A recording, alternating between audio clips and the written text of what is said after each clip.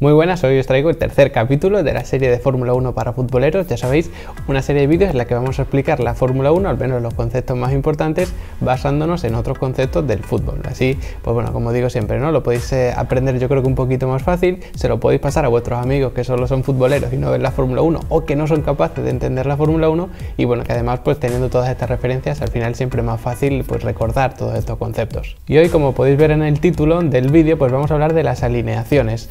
¿Qué pensáis? Bueno, pues esto tiene sentido en el fútbol, ¿no? Porque en el fútbol pues al final pues recurrimos a las alineaciones más clásicas de 1-4-3-3, 1-4-4-2, todo este tipo de alineaciones que bueno, al fin y al cabo pues consisten en saber en qué posición pongo a cada jugador en función de sus cualidades. Y diréis, bueno, esto aquí en Fórmula 1 no tiene mucho sentido porque al final yo tengo dos pilotos, los dos van a salir a la pista y deben conseguir el mayor o el mejor resultado posible. Sí, pero vamos a matizar algunas cosas para intentar acoplar un concepto, el concepto de alineación, a pilotos de Fórmula 1. Realmente cuando ponemos un jugador en una posición o en otra, no es exactamente porque yo quiero que estén en esta parte del campo, sino porque yo considero que este jugador tiene estas cualidades. Esas cualidades pues puede ser parar un balón si eres el portero, puede ser defender a los delanteros contrarios si eres el defensa, mover un poco, repartir el juego para los centrocampistas o marcar un gol si eres delantero. Pues vamos a entender un poco por qué los pilotos de Fórmula 1 también tienen que tener este tipo de cualidades, o unas cualidades digamos que parecidas. Porque no solo eso, sino que además, como ya vimos en el capítulo anterior con los fichajes, pues en función de las cualidades que tenga un jugador u otro, se puede intentar fichar a uno o a otro jugador, ¿de acuerdo? En función de luego cómo lo vas a adaptar a tu alineación. Y en un equipo de Fórmula 1, como vamos a ver ahora, tienes que tener los pilotos que hagan varias funciones, lógicamente, porque si tenemos portero, defensa, centrocampista y delantero y solo tenemos dos pilotos, como te podrás imaginar, nuestros pilotos deben hacer varias de las funciones que hacen estas posiciones, ¿no? Y además incluso puede que un piloto pues las haga todas. Muy complicado todas exactamente, pero como ya veremos, pues al menos 2-3 posiciones pues deberían poder cubrir nuestros pilotos del equipo de Fórmula 1. La primera posición es la del portero, que lo que tiene que hacer es básicamente parar los goles, evitar que el otro equipo pues marque un gol. ¿Cómo te pueden meter un gol en Fórmula 1 aunque tengas un coche ideal, aunque tengas un coche perfecto, de tal forma que el otro equipo te gane? Pues a través de los reglajes. Es decir, si tú tienes un coche muy bueno en Fórmula 1, está muy bien diseñado, tiene un rendimiento estupendo, la unidad de potencia es espectacular, todo, pero luego fallas con los reglajes, es decir, esos pequeños ajustes en el ángulo del alerón, la rigidez de las suspensiones, el balance de freno, todas esas cosas, al final te pueden ganar la partida, porque tu coche no se va a ajustar a cada circuito. Si tú tienes a un piloto que hace esas veces de portero, lo vamos a llamar así, evitando que te marquen este tipo de goles, porque sabe identificar muy bien qué es lo que falla en el coche y cómo arreglarlo a través de los reglajes, pues vas a tener un piloto que te va a aportar muchísimo, como puede ser por ejemplo un portero. Claro, un poquito más adelante en nuestro campo tenemos a los defensas, que al fin y al cabo lo que hacen es evitar que se den esas situaciones de gol, o que si se dan pues estén lo más favorable posible. Por ejemplo, si alguien va a tirar a puerta, pues evidentemente si los defensas están delante del portero va a ser más complicado que te metan un gol. ¿Cómo podría hacer un piloto ayudando a ese equipo para evitar que le metan ese gol con los reglajes que hemos visto antes? Pues ayudando a desarrollar un buen coche. Evidentemente, aunque hemos dicho que aun teniendo un coche estupendo con los reglajes lo puedes echar todo a perder, cuanto mejor sea tu coche, más vas a tener que fallar con los reglajes para que te metan ese gol. Así que vamos a colocar en esta posición de defensa a esos pilotos que tienen la cualidad de trabajar bien con el equipo, para no solo decirle cuando van a un circuito, oye, tenemos que cambiar estos pequeños ajustes rápidos, sino que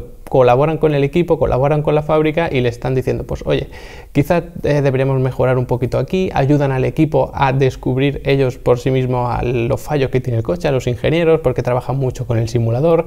Tenemos que hacer ese trabajo un poco en la trastienda que ayuda tanto al equipo, pero que muchas veces pues no se ve, ¿no? Y al fin y al cabo pues es un poco el símil que tenemos con los defensas en el fútbol. Más adelante tenemos a los centrocampistas, ¿no? En el centro del campo, como su nombre indica, evidentemente, y lo que hacen es ayudar a los delanteros a marcar esos goles. Es verdad que por supuesto mueven el juego, ayudan también a la defensa a salir y demás, pero al fin y al cabo digamos que es ese puente, ¿no?, que acerca al equipo a marcar goles. ¿Quién es nuestro piloto centrocampista? Pues esos pilotos que siempre traen los puntos, que siempre hacen lo que tienen que hacer, que no arriesgan mucho, pero que siempre están apoyando al equipo, incluso ayudan al delantero a marcar goles. ¿Cómo lo hacen? Pues transformándose en lo que se conoce como un escudero, que a nadie en el mundo de la Fórmula 1 le gusta ser el piloto escudero, pero muchas veces pues es incluso necesario. Es decir, ayuda al equipo estorbando, por decirlo de alguna manera, a los pilotos rivales que pueden ponerle las cosas complicadas a nuestro piloto estrella, que es el delantero.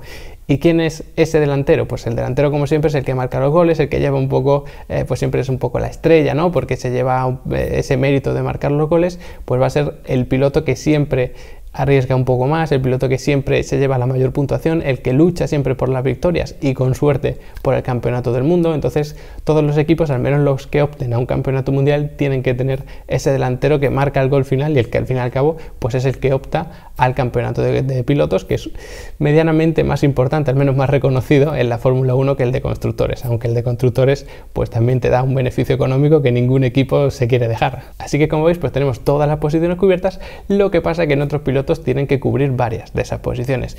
Puede que un piloto sea, por ejemplo, portero, defensa a la vez, porque ayuda mucho al equipo a encontrar los reglajes, pero también a desarrollar el coche, y que luego sea o centrocampista, porque hace quizás las veces de escudero, un piloto que arriesga poco pero siempre consigue puntos de forma constante, o que sea el propio piloto delantero, es decir, el que lucha por el mundial, el que es siempre la cabeza del equipo y el que intenta pues más o menos luchar por el mundial siempre que el coche, por supuesto, lo permita. Así que espero que con esto os quede un poquito más claro cómo los pilotos no solo salen a pista, ruedan, intentan marcar tiempo, sino todas las cosas que realmente tienen que hacer, y que eso, a su vez, insisto, pues muchas veces sirve para los team principal decidir a qué piloto ficho y a qué piloto no ficho, ¿de acuerdo? Incluso muchas veces pues se cuenta con un piloto más veterano, otro más joven, porque los veteranos suelen ser, digamos, que los que ayudan más a desarrollar el coche, los que entienden más la Fórmula 1 para ayudar a los ingenieros con los reglajes, de adaptar el coche a cada circuito.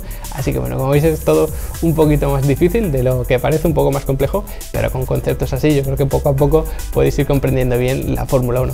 Así que nada, ya sabéis que si queréis aprender más de Fórmula 1 tenéis en Level Up Academy varios cursos para además así apoyar el canal y apoyar todo este tipo de contenido. Y nada, espero que os haya gustado, nos veremos en el siguiente vídeo y en el siguiente capítulo.